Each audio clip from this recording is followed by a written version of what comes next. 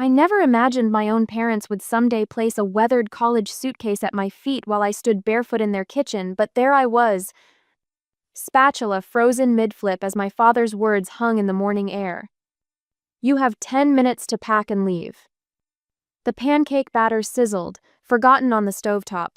Morning sunlight streamed through lace curtains, casting honeyed patterns across the oak table where we'd shared Sunday breakfasts for 3 decades. The warmth of that light mocked the ice in my father's voice. Did you hear me, Marin? He stood ramrod straight, his posture a declaration of finality. 10 minutes. I lowered the spatula and turned off the burner with deliberate calm. I heard you. Mother lingered in the doorway, her gaze fixed on the polished floor tiles rather than meeting my eyes. Behind her stood Tinsley, my older sister, arms crossed over her cashmere sweater, satisfaction pulling at the corners of her mouth. We've discussed this, Mother said, her voice pitched to sound sympathetic while her fingers twisted nervously around her wedding band. You've overstayed your welcome. The irony almost made me laugh. 3 weeks. I'd been here exactly 3 weeks between apartment leases. 3 weeks during which I'd cooked their meals, drove father to his doctor appointments, and contributed what I could to household expenses from my tutor's salary. I'm scheduled to move into my new place next Tuesday, I said, keeping my voice level. That's 5 days from now. Father checked his watch, a habit from his 40 years at the furniture factory. 9 minutes left. Richard, Mother murmured, placing a hand on his arm that he immediately shrugged off. Tinsley stepped forward. You've always taken advantage of family goodwill, Marin. Some of us work for what we have instead of expecting handouts. The accusation burned like salt in an open wound. I'd refused the family business to pursue teaching my sin in their eyes. Independence had been my crime. I'll get my things, I said quietly. Upstairs, in the guest room that had once been mine, I moved with mechanical precision. Clothes folded neatly into the suitcase. Toiletries gathered from the bathroom. Books stacked by weight. My fingers worked while my mind cataloged betrayals not just today's, but a lifetime's worth. The birthday parties Tinsley received while mine went forgotten. The proud announcements of her mediocre achievements while my academic honors earned brief nods. A small photo album sat on the nightstand, pictures I'd brought to remind me of happier times. I flipped through it, noticing gaps where images had been removed. In one, half my body had been cut away, leaving only Tinsley centered in the frame. My throat tightened. Even my memories weren't welcome here. Footsteps in the hallway. Mother's voice, hushed but clear. You didn't have to look so pleased about it, Tinsley. Someone had to make the decision. You two would have let her stay forever. Your father's blood pressure is fine. Stop making excuses. I zipped the suitcase closed. 7 minutes, not 10.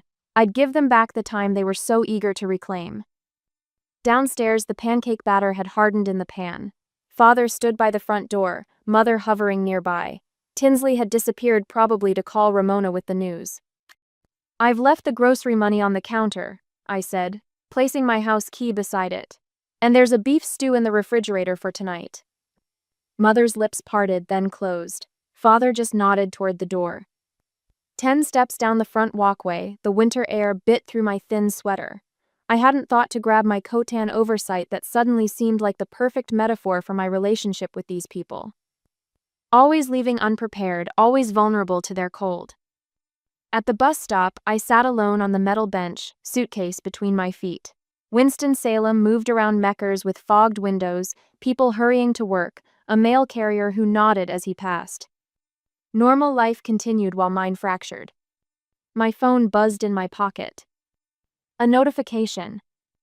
Congratulations! We're pleased to inform you that your ticket has been verified. Your prize of $5,600,000 awaits claim at the North Carolina Education Lottery office. My hand trembled so badly, I nearly dropped the phone.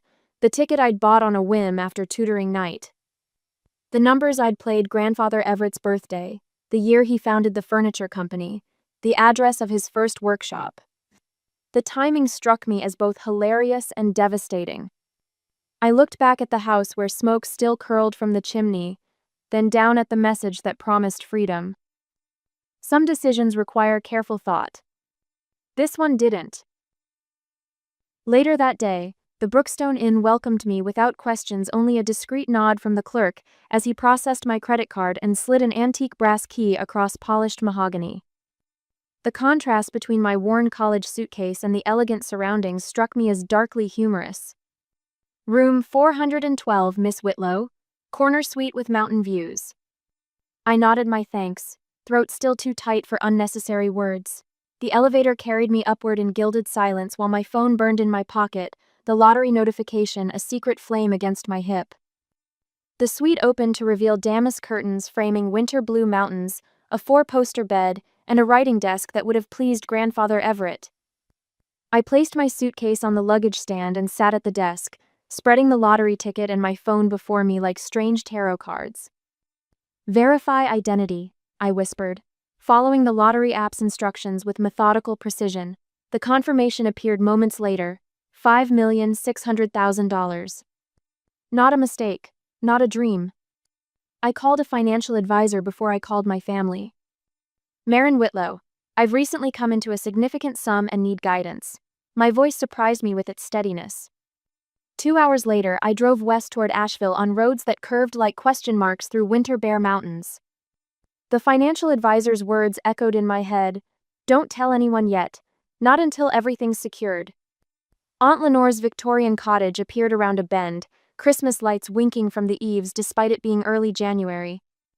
Her winter garden, dormant but meticulously mulched, spread around the house like a sleeping moat. She opened the door before I knocked. "I've been waiting for you to come," she said, arms opening as if she'd anticipated this moment for years. Her embrace felt like coming home, the real home I'd never quite had with my parents. When she released me, her eyes held knowledge beyond my understanding. "How did you know I'd be here?" I asked, following her into a kitchen fragrant with apple cider. "You have your grandfather's determined walk. I saw you from the window." She poured steaming cider into pottery mugs. "But I've been waiting much longer than today." The cider warmed my hands as Lenore settled across from me at her kitchen table. Winter light filtered through lace curtains, painting her silver hair with pale gold. "They kicked me out," I said simply. Lenore nodded once. "And something else happened too. Something that brought you here instead of to a friend's couch." I hesitated, the lottery news pressing against my lips, but something in her expression made me wait. "I need to show you something first," she said, placing her mug down with finality. She led me to the library where Grandfather Everett's portrait hung above the fireplace. His eyes so like mine seemed to follow as Lenore knelt and prayed up a floorboard beneath an oriental rug. "Your grandfather made me promise," she said, extracting a metal box. "Not until you came on your own, seeking answers." The box opened with a soft click. Inside lay documents, legal papers, yellowed with age but preserved with obvious care. Lenore spread them across her desk, pointing to a trust agreement dated 14 years ago. "Primary beneficiary, Marin Elizabeth Whitlow." I read aloud, my finger tracing the typed words. "But you never received anything because they removed you. Look at these." She produced another set of documents, amendments filed after grandfather's death. My name appeared nowhere. "They've been managing your inheritance for years," Lenore said softly. "Ever since you opposed selling the Western Division." I remembered that family dinner, the raised voices, my father's flushed face when I'd sided with grandfather's original vision, how quiet the house had been for weeks afterward. "Everett knew they might try this," Lenore continued. "That's why he created a separate trust with me as trustee, not as substantial as your main inheritance, but enough to help if you ever discovered the truth." My stunned silence filled the room while pieces of my past rearranged themselves like a kaleidoscope twisting into focus.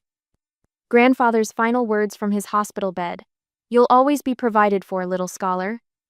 Tears spilled down Lenore's lined cheeks. "I should have told you sooner, but Everett made me promise to wait until you came seeking truth on your own. He said you needed to find your strength first." I discovered myself nodding, understanding blooming like a winter rose. The joint accounts that disappeared when I started college, the scholarship that mysteriously fell through.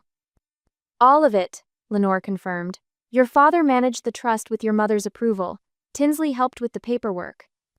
My hand found grandfather's pocket watch on Lenore's Mantelth timepiece he'd always kept perfectly wound. I lifted it, feeling its solid weight.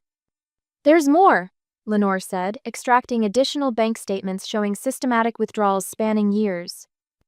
They've been siphoning funds from your portion to supplement Tinsley's struggling interior design business. Shock transformed into something cooler and more focused. I slipped the pocket watch into my sweater pocket where it settled against my heart. I know an attorney in Winston-Salem, I said quietly. Eleanor Westfield. Would you be willing to speak with her? Lenore gathered the documents with careful hands. I've kept copies of everything, it's time they were used properly. I helped her return the originals to their hiding place. As we stood, I placed my hand on hers.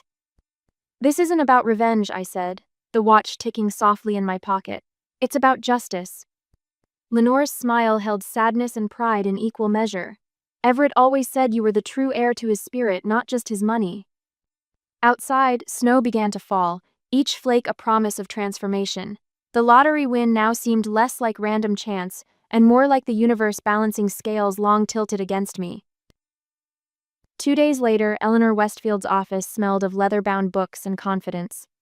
Sunlight streamed through Venetian blinds, casting ladder patterns across the mahogany desk where she spread out documents like battle plans.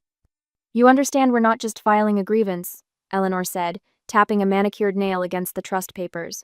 We're reclaiming what was systematically taken from you. I nodded, tracing my finger along Grandfather Everett's signature. The elegant script reminded me of watching him sign checks at his roll-top desk, the same desk my father had sold at auction 3 years ago. I understand perfectly. Eleanor 60-something with silver haircut, in a practical Bob studied me over reading glasses. Most clients in your position want blood. You seem remarkably calm. Calm waters run deep, I said, an expression Grandfather had favored. She smiled, revealing laugh lines earned through decades of courtroom victories. Let's create Everett Legacy Investments today. A holding company puts a professional barrier between you and whatever assets we recover. 2 hours later, I walked out with a leather portfolio containing my new company's incorporation papers. The weight felt substantial in my hands, the first tangible evidence of my transformation, from family doormat to independent entity. 6 weeks later, I lived quietly at the Brookstone Inn. Room 312 became my war room, though nothing about it suggested conflict. Each morning, I rose at 6, dressed, and walked to the coffee shop where I'd tutor students before their workday began. You don't have to keep working, Eleanor reminded me during our weekly meetings. The lottery funds have cleared verification. The tutoring keeps me grounded, I explained, arranging my pencils in perfect alignment on her desk. When everything else shifts, teaching remains constant. Meanwhile, my family continued their lives, unaware of the earthquake gathering strength beneath them. Father drove to his weekly doctor appointments in his Lincoln. Mother hosted her bridge club on Thursdays. Tinsley posted photos of resort vacations on social media. I watched it all from a distance, like observing characters in a play where I knew the ending, but they didn't. Your parents' mortgage is underwater. Eleanor announced one rainy Tuesday, sliding a property report across her desk. They refinanced 3 times in the past decade. The bank is preparing to foreclose. I studied the document, noting the final page where Tinsley's signature appeared as co-signer. She knew they were in trouble. And used it to increase her control, Eleanor confirmed. Classic financial abuse masquerading as help. When's the auction? Next Thursday. They haven't told anyone yet. The opportunity presented itself with such perfect timing that it might have seemed like revenge to an outside observer. But revenge burns hot. This felt cool and deliberate. Buy it, I said, through Everett Legacy. You're certain? Completely. That day, the auction took less than 15 minutes. Eleanor's associate called with updates while I sat in my hotel room, staring at the ceiling fan making lazy circles above my bed.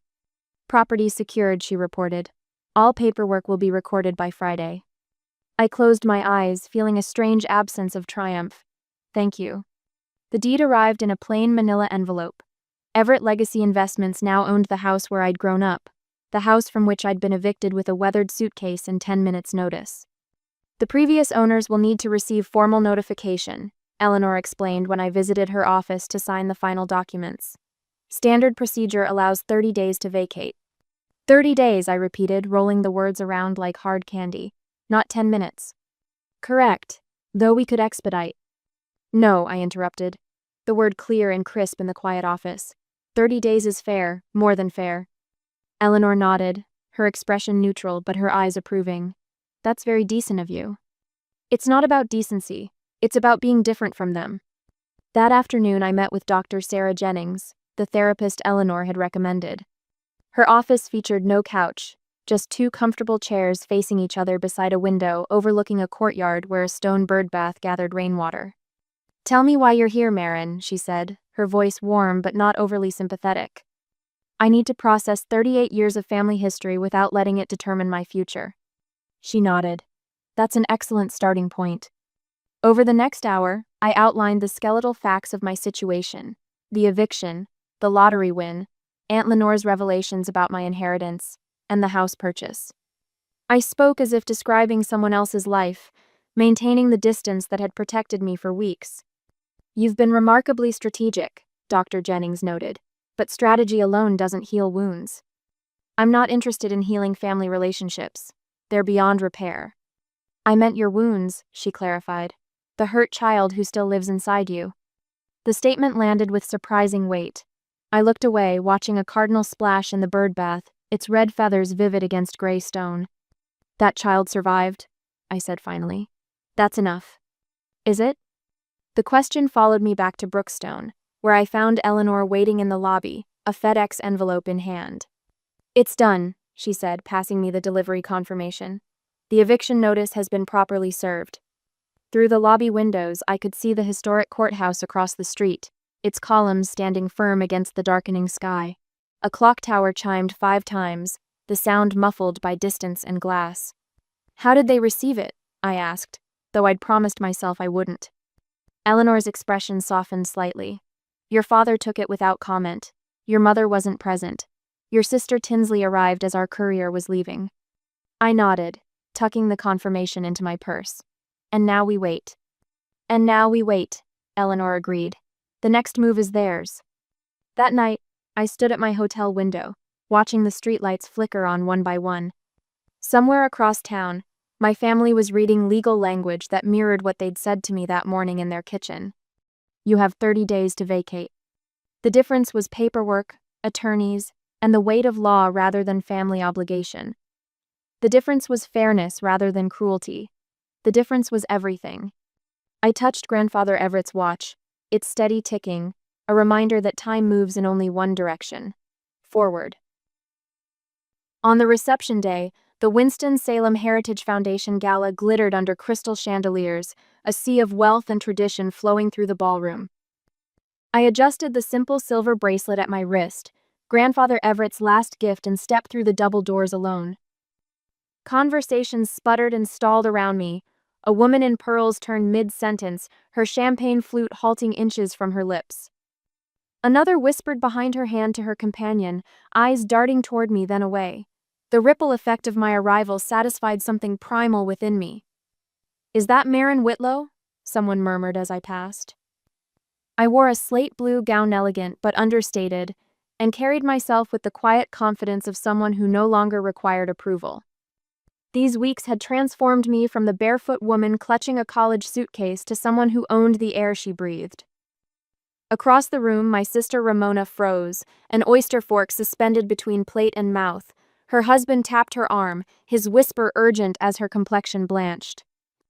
I selected a glass of white wine from a passing server and nodded my thanks, taking a deliberate sip. The microphone squealed as Ramona took the podium 15 minutes later, her composure visibly forced. "The Whitlow legacy spans 4 generations in Winston-Salem," she began, voice carrying across the hushed room. "Our commitment to community values, to family heritage, to the principles upon which our grandfather built his furniture empire."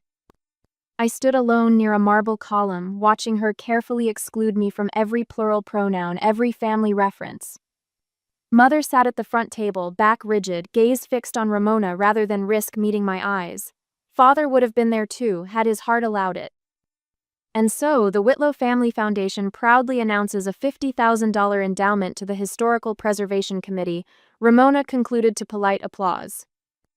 I waited until she stepped down before approaching the donation table. The elderly volunteer looked up, recognition sparking in her eyes. Marin Whitlow, I stated, sliding a check across the linen tablecloth.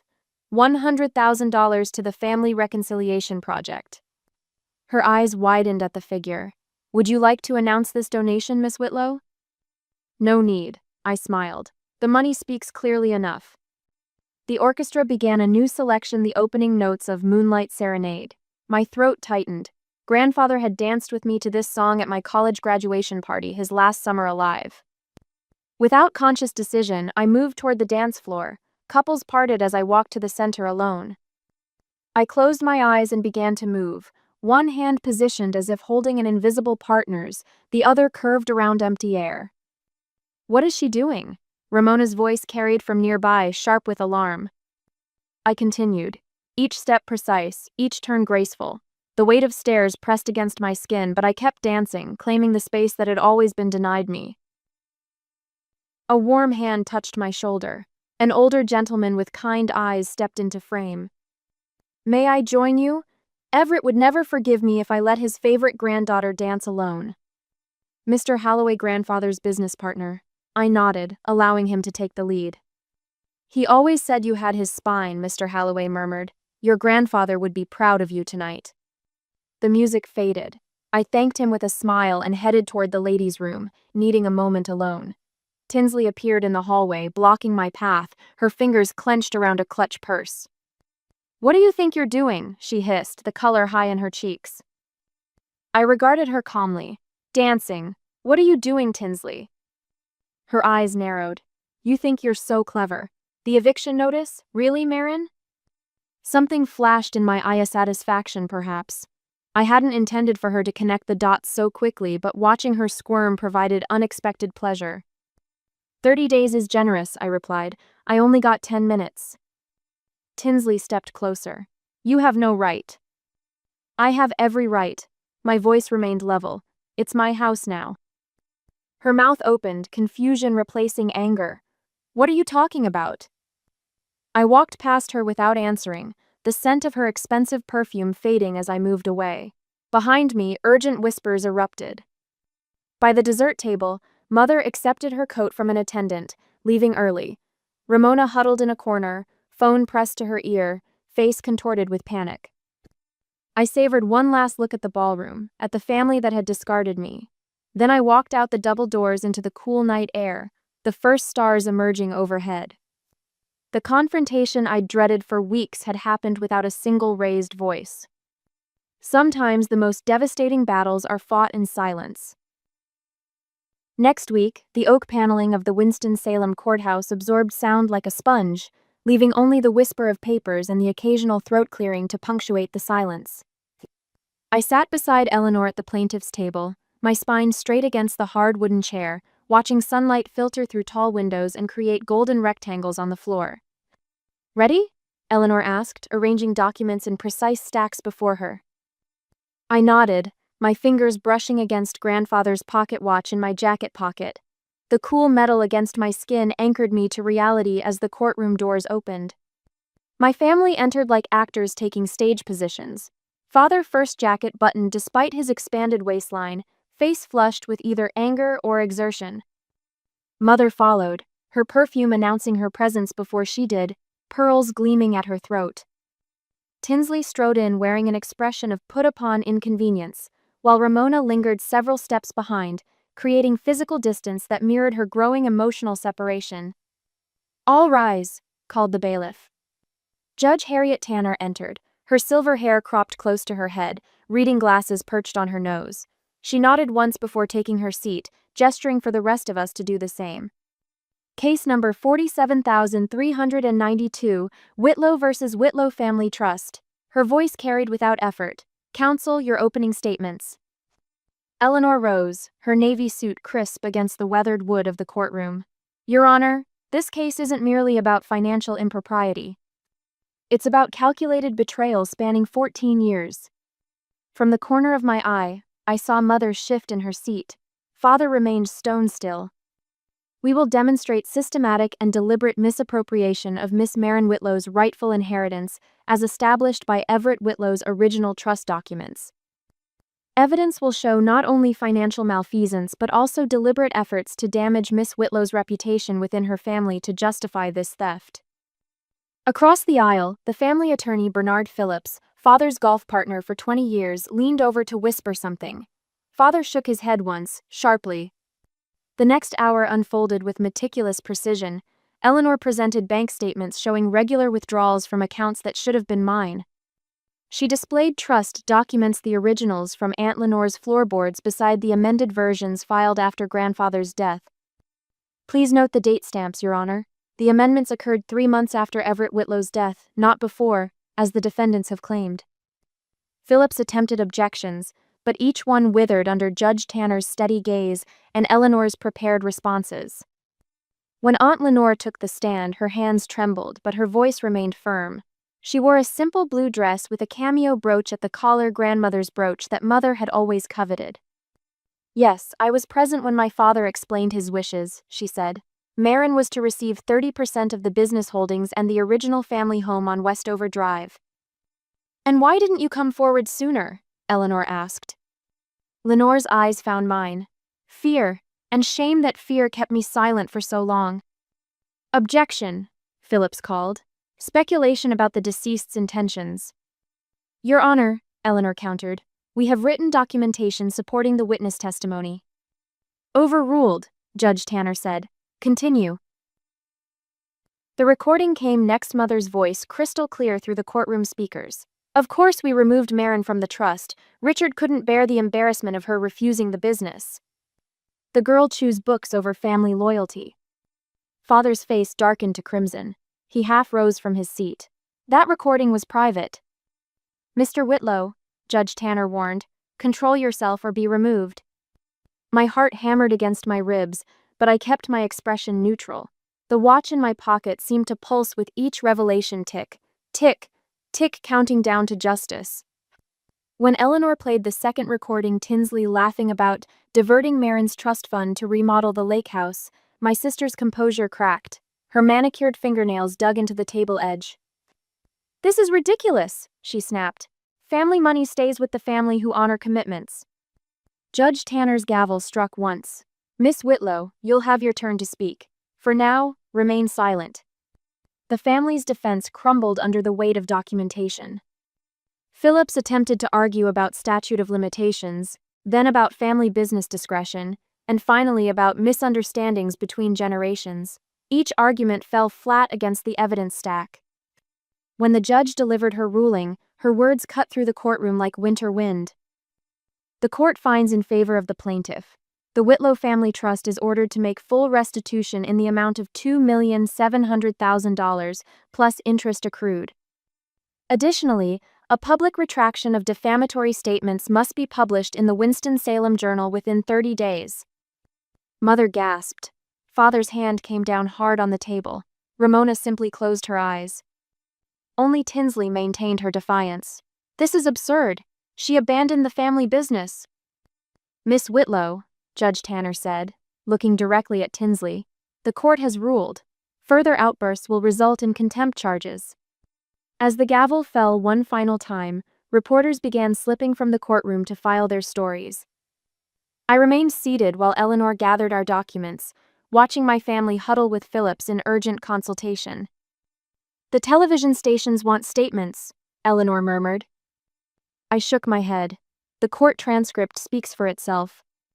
Outside, autumn sunlight washed the courthouse steps in gold. I paused, breathing deeply, grandfather's watch now warm in my palm. Some justice can't be measured in dollars. 3 months later, the empty house breathed around me. Footsteps echoed against barren walls where family portraits once hung, each room a hollowed vessel of memories I no longer needed to carry. Winter sunlight streamed through undressed windows, exposing dust motes that danced in the absence of furniture. Strange how smaller it feels now, I whispered to no one. 3 months after the courthouse victory, I stood in the foyer of my childhood home, now legally mine through Everett Legacy Investments. The irony wasn't lost on me. They'd evicted me from a house that should have been partially mine all along. I moved through rooms like a visitor in a museum. The kitchen where pancake batter once sizzled. The dining room where Tinsley's achievements warranted champagne. while mine earned polite nods. The study where father tallied family worth in ledgers that never included my name. My fingertips traced the doorframe of the sunroom, notches marking Tinsley's and Ramona's heights through the years. Mine stopped at age 12 the year grandfather died and measurements ceased. Outside, winter had softened towards spring. The hedge lining the garden path needed trimming, its overgrowth concealing the flat stone where grandfather and I had buried a rusted cookie tin 30 years before. I knelt in the cold dirt, fingernails blackening as I dug beneath the marker. To my true heir, read the yellowed note inside, written in grandfather's precise hand on my 10th birthday. Beneath it lay childhood treasures, a polished river stone, pressed flowers, a sketch of grandfather's workshop I'd drawn in wobbly pencil lines. A silver dollar rested at the bottom, tarnished but intact. For your first business venture, his note explained. The coin caught light as I turned it, revealing the profile of Lady Liberty free from constraint, facing forward. The phone vibrated in my pocket. Mother's number. Yes, I answered, brushing dirt from my knees. Are you satisfied now? Her voice cracked with bitterness. We've lost everything. Wind rustled through bare branches overhead. A cardinal landed nearby, brilliant red against winter brown. No, I said after a moment, but I'm free.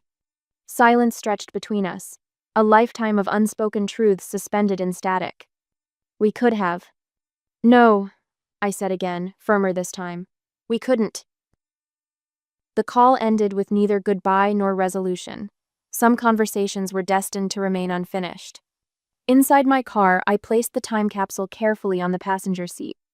Tomorrow, contractors would begin renovations, transforming the house into the Everett Whitlow Scholarship Foundation, a place where students from challenging families could find resources, mentorship, and quiet spaces to study.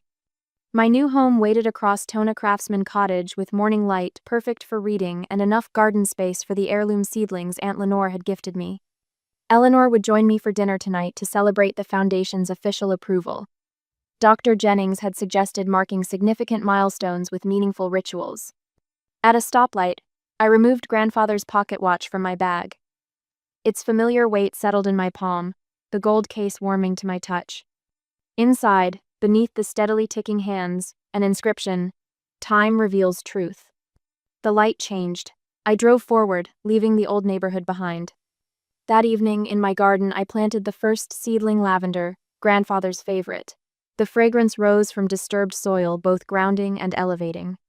I pressed earth around tender roots while mockingbirds called from nearby trees. Inside my cottage, grandfather's watch claimed pride of place on the mantel, beside a framed photo of us in his workshop. His inheritance lived not in furniture or funds, but in the values he'd planted: integrity, patience, quiet strength. Some legacies aren't measured in dollars.